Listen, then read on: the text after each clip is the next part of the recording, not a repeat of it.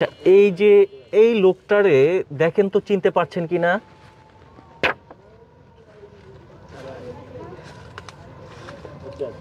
চিনছেন? না ভাই, চিনেন না? জি না। তো এদিকে আসেন। নাম কি আপনার?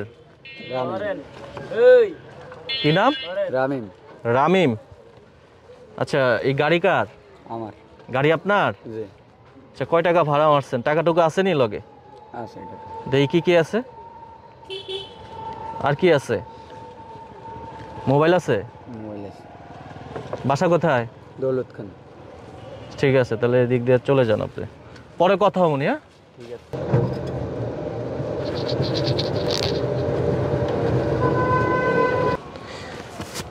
প্রিয় দর্শক, আসসালামু আলাইকুম।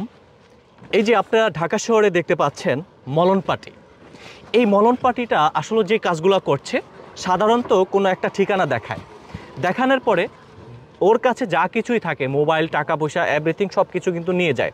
কিন্তু এখন এই ঘটনাগুলো কিন্তু গ্রাম অঞ্চলে দেখা যায়। এই যে সাধারণত একটি ছবি দেখতে পাচ্ছেন, ছবি কিংবা অনেক সময় ঠিকানা হয়ে থাকে। ভাই, এই ঠিকানাটা কি আপনারা চিনেন? কিন্তু দেখেন, এই যে অটো চালক, তার কাছ থেকে হচ্ছে আমরা কি করলাম, ঠিক একইভাবে যেই মলন পার্টিরা যে কাজগুলো করে থাকে, বা এই ছবিটা চিনেন কিনা, আমি পিছন থেকে জাস্ট হচ্ছে ওর মুখে একটু টোকা দিলাম, একেবারে ও হচ্ছে চেঞ্জলেস হয়ে গেছে। তো মলন পার্টিরা কিন্তু এই যে বর্তমানে যে ঘটনাগুলো ঘটছে আপনারা দেখে থাকেন ঢাকা শহরে, তো আসলে ওই যে গ্রামগঞ্জে যারা হচ্ছে গিয়া অটো চালক রয়েছেন, এই অটো দিয়ে হচ্ছে গিয়ে তার জীবিকা নির্বাহ করছেন, এই অটো দিয়ে তার পরিবার সংসার চলছেন আসলে। সুতরাং সবাই সাবধান, আর ভিডিওটি শেয়ার করে দিয়ে যারা হচ্ছেন অটো চালক ভাই রয়েছেন, বিশেষ করে অটো না এবং মোটরসাইকেল থেকে শুরু করে এভরিথিং সব কিছু গাড়ি যারা রয়েছেন, তাদের কাছে এই ভিডিওটি পৌঁছে দিবেন, যাতে করে এগুলা থেকে খুবই সাবধান।